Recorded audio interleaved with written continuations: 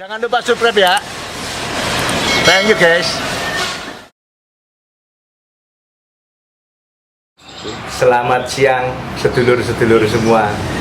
Hari ini saya main ke Cilacap, antar betina punya Mas Trisula.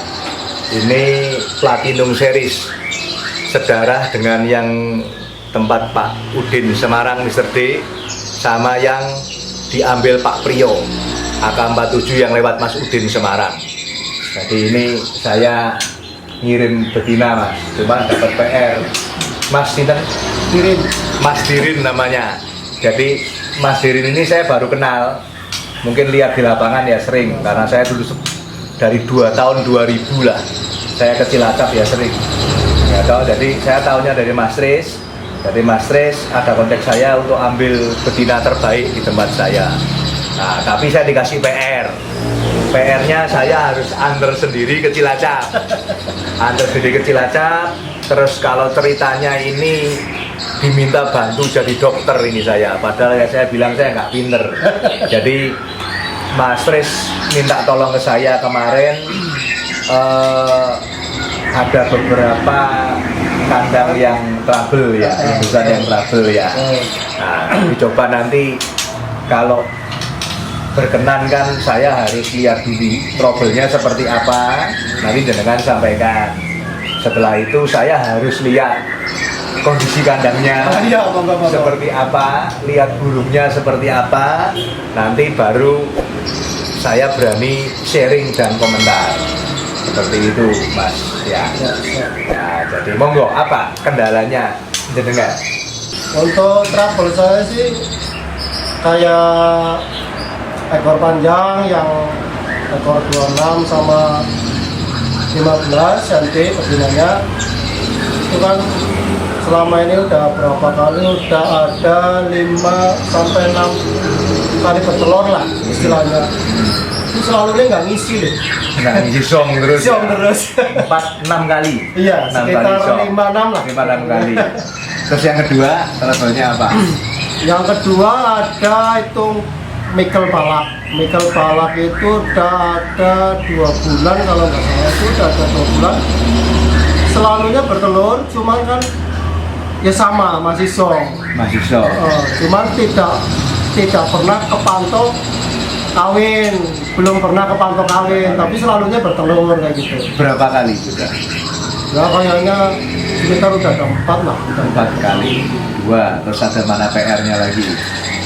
Yang lain mungkin itu penjodohan mabung lah. Selalunya yang betina itu kan birahi, istilahnya bertelur tanpa kawin kayak gitu.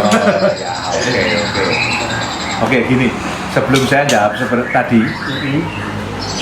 saya mau kulon nuwun lihat kandangnya dulu ya. Oh iya, monggo Boleh ya? silakan. Yuk, kita lihat kandangnya dulu di Trisula BS Cilacap. Iya tuh, pakai sandal. Pakai sandal.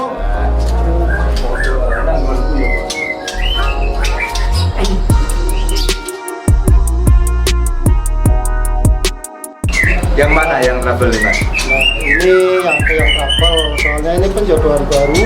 Oh, ini penjodohan baru. Ini penjodohan baru.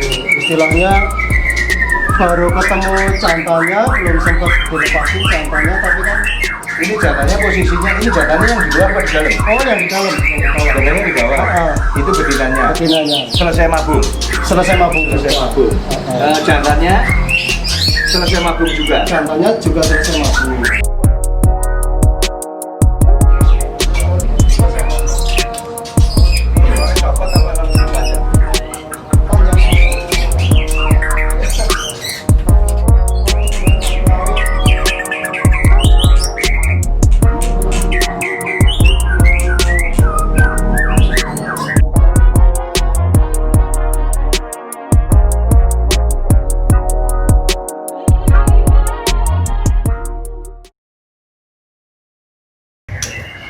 Ya, selamat siang guys. Saya barusan muter-muter lihat tadi pria ternakannya di Trisula. Jadi saya mau promosi sedikit, tapi nggak promosi sebenarnya ini berbagi informasi. Jadi kalau punya teman-teman peternak terutama, boleh lihat di YouTube pribadi saya, Mr. G Kebumen BR. Di situ akan saya ulas semua pengalaman pribadi saya dari nol sampai sekarang ini. Kalau orang bilang sukses, tapi kalau saya bilang belum, masih panjang perjalanan saya. Tapi saya di YouTube saya akan bagi pengalaman saya, mulai dari terutama ternak, semuanya, mulai kandang seperti apa, mulai indukan seperti apa, mulai jodohkan seperti apa, setelah masuk kandang seperti apa, panen seperti apa, perlakuannya sama konsumsi makannya. Jadi kalau secara umum tadi saya sudah lihat di tempatnya jenengan, Mas, saya cuma memberi masukan ya, kita sharing. Jadi saya tidak merasa saya pinter, tapi saya akan memberikan sharing itu seperti ini. Satu, ini hanya gambaran aja. Jadi saya ngomong ideal ya, kita ngomong di kandang ternak dulu. Ya, saya kan sudah lihat kandang ternak yang jenengan, ya toh. Di kandang ternak pertama itu pencahayaan. Diusahakan banyak cahaya yang masuk. Kalau saran saya pertama, gendeng kocone ditambahi. Jadi itu sinar matahari masuk itu penting. Kalau bisa menghadapnya ke timur, kena sinar matahari pagi. Kapan-kapan kalau senggang boleh main ke tempat saya, tak tunjukin. Siap. Kita ngomong ideal ya. Iya. Jadi pencahayaan. Kedua, kita ngomong sirkulasi udara. Kalau di atas sudah bagus sirkulasi udaranya. Saya ngomong bagus apa? Bagus itu kalau kita ada di kandang ternak, itu nggak pengap. Nah, di atas tadi enggak, sudah bagus. Cuman yang tadi perlu diperbaiki ya pencahayaan. Terus ketiga ini kebersihan. Nah, ini yang saya kurang cocok dengan jenengan. Jadi seperti ini. Mungkin kalau jenengan mau ada renovasi atau mau perbaikan kandang atau mau nambah kandang lagi, saya menyarankan bawahnya dicor semen. Dicor semen, dimiringkan ke depan, seminggu sekali dibersihkan pakai selang, dikosek, kotorannya dibuang, terus disemprot sama antisep. Jadi nggak usah pakai pasir ya? Tidak usah pakai pasir, tidak usah pakai macam-macam. Itu apa? Satu, nanti bersih. Ya bersih dari kotoran, ya bersih dari kuman. Di tempat saya seperti itu. Jadi saya kasih saluran pembuangan, tak buang airnya, kosek, masuk aja. Yang penting jangan tongol-tongol gitu. Saya tahu jenengan kandangnya kan pendek. Iya. Jadi kalau masuk ya dodok aja, dodok dibersihkan, dikosek. Kalau bisa ya jenengan lah satu. Jadi jangan beberapa orang. Satu kan burung kan apal dengan yang ngasih makan toh. Iya, nah, dibersihkan, dikosek, dodok gitu, dialirin ke depan, dibuang bersih. Setelah itu disemprot antisep supaya kumannya mati. Ini saya komentar masalah yang kandang dulu, ya toh. Nah, terus kedua, masalah tadi yang kendala tidak jadi. Jadi saya ngomong masalah penjodohan dulu. Penjodohan itu idealnya satu, burung bulu baru semua. Jantannya bulu baru, betinanya bulu baru. Atau jantan betina bulu mabung semua. Jadi pas mabung bareng dijodohkan. Atau enggak pas bulu baru dijodohkan. Kalau enggak nanti ada trouble seperti di tempat jenengan. Jadi betinanya bodol, lakinya siap. Lakinya siap, betinanya bodol. Lah mau jadinya kapan? Nggak bakal jadi. Nah, itu bisa disiasati dengan kalau jenengan punya 11 kandang, paling enggak punya pemain pengganti betina 5. Kalau sepak bola itu ada pemain cadangan. Karena yang sering ambrol itu betina pasti. Karena secara umum betina lebih capek. Dia dikawini, ngangkut sarang dulu, ngangkut sarang dikawini bertelur, ngangkremin, ngelolok. Ya kan? Biasanya betinanya yang mabung dulu biasanya. Kalau di tempat saya tak ganti jodoh. Jadi saya sedia betina banyak. Nah, jadi antisipasinya ya sudah diganti betina, nggak apa-apa. Sampai ditunggu nanti mabungnya bareng. Nah, Malah lebih bagus ya kalau mabung bareng ya. lebih bagus mabung bareng. Itu pertama. Kedua, tadi ada trouble jodoh A betinanya mabung dikawinkan jodoh B yang jantannya mabung. Iya. Atau dikawinkan. Memang gini, tidak semua dilukir jodoh itu mau. Tidak semua. Tapi rata-rata mau. Tinggal nunggu waktunya aja. Dan kuncinya itu di betina. Kuncinya di betina. Kayak tadi Mas bilang waktu dijodohin nggak dikawinin betinanya nelor, nggak apa-apa. Justru kuncinya itu di betina. Kalau betina sudah berai, lakinya tinggal ngawin. Nah, gitu kali. Mungkin rugi waktu, mungkin sebulan atau 2 minggu, tapi betinanya udah berai dulu, siap dulu. Itu lebih gampang. Jadi begitu nanti dimasukkan belum ke kandang, biasanya kan tadi sudah betul, betina lepas dulu loh. Iya. Nah betina pasti ngangkut sarang dulu itu. Iya. Begitu sudah berai banget, jantan dilepas tinggal dikawini aja. Lebih cepat. Jadi kalau saya malah mendingan nelor dulu betinanya. Kalau nelor dulu berarti sudah berai. Lebih gampang niten ini. Kontrolnya lebih gampang. Seperti itu. Jadi ya bersabar. Ya, toh? Terus yang ketiga tadi ada kemungkinan itu jodoh semu. Nah ini kadang kalau yang saya tidak ngomong kurang pengalaman ya, karena saya pun belajar. Jadi saya pernah dibelajari seperti ini. Belum tentu betina yang pernah produksi dikawinkan dengan jantan yang pernah produksi beda kandang. Dikawinkan langsung jadi, langsung bertelur, langsung netes. Belum tentu. Itu ada jodoh semu, cuman persentasenya kecil. Jodoh semu itu seperti ini, Mas. Jodoh mau jodoh, kawin mau kawin, nelor, tapi dianggremi tidak pernah jadi telurnya. Itu jodoh semu. Nek ceritane wong, ya mau bojo, mau ya toh, tapi tidak pernah jadi anak. Bukan mandul loh, beda ya, beda. Jadi dibedain itu. Jadi saya perumpamaannya pada kayak manusia aja lebih gampang, ya toh?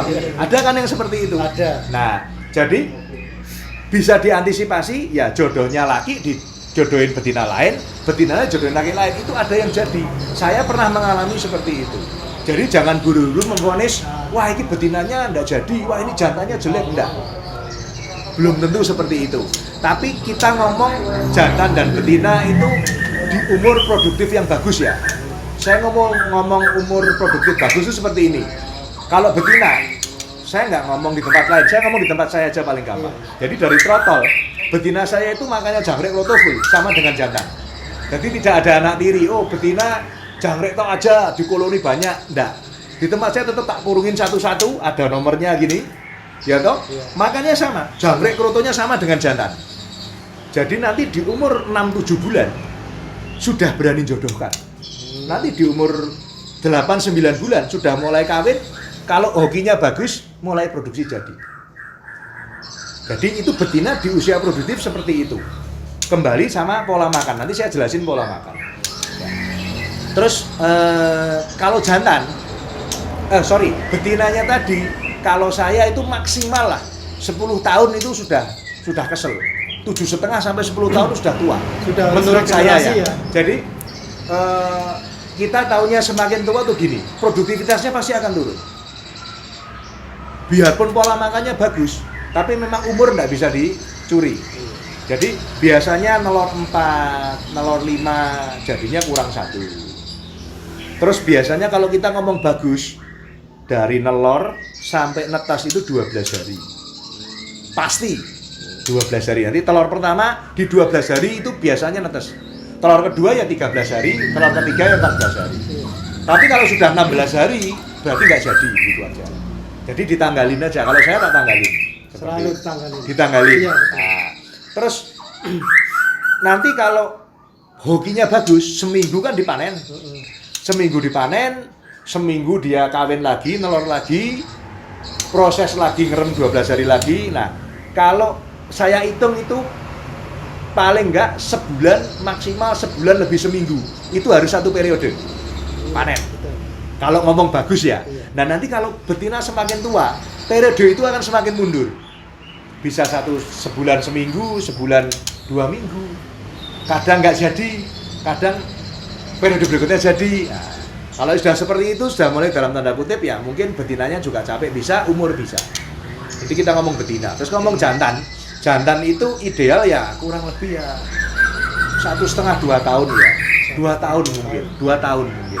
Ya maksimal sama 7,5-10 tahun sudah mungkin capek ya.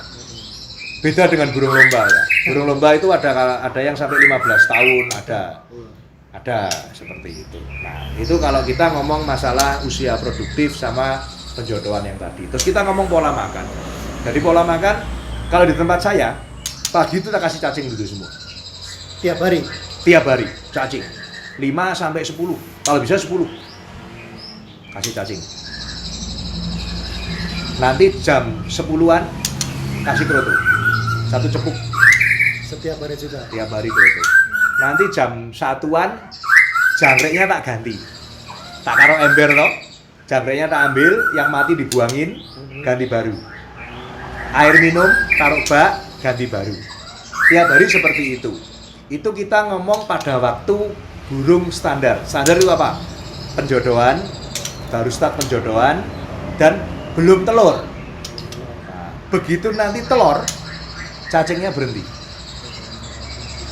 Cacingnya ditarik, nggak usah kasih cacing, tapi krotonya turun pagi. Jam 7 gitu kasih kroto. Karena apa? Begitu telur nanti sebentar lagi kan angrem. Angrem tuh betina turun pasti pagi. Kalau nggak dikasih makan kasihan. Nah, ya toh? Nah, seperti itu. Nanti terus sampai nanti dia panen. Begitu kamu panen, besoknya kasih cacing lagi. Rutin kembali ke rawatan seperti semula. Nah, supaya doyan cacing, sorenya jangkriknya ditarik, nggak usah kasih jangkrik. Jam 6 gitu, jangkriknya tarik aja. Berarti malam Tanpa makan, pagi kasih cacing pasti dimakan. Nah, seperti itu. Itu pola makannya seperti saya, seperti itu. Jadi itu gambarannya. Mungkin nanti jenengan bisa diperbaiki polanya seperti itu. Terus kalau boleh tahu malam diterangin nggak? Terangin bagus. Nah, karena terang itu banyak faktor. Saya pernah ulas di YouTube saya.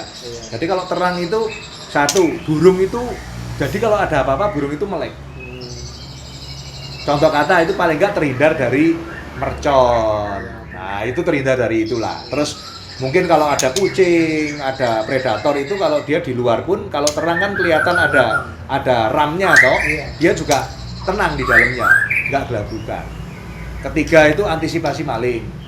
Kalau gelap gampang dicekel pasti. Diem soalnya gitu loh. Tapi kalau terang pasti gelabrukan, apalagi Mas di lantai 2, tinggalnya di lantai 1. Begitu gelabrukan pasti kan kedengeran ada apa. Nah, itu. Jadi itu mungkin yang bisa saya sampaikan ke panjenengan. Jadi sama-sama nanti kan punya nomor handphone saya. Ada masalah apa kita sharing-sharing lah. Oke, ya Mas ya. Gitu dulu pemirsa. Nyambung ke berikutnya.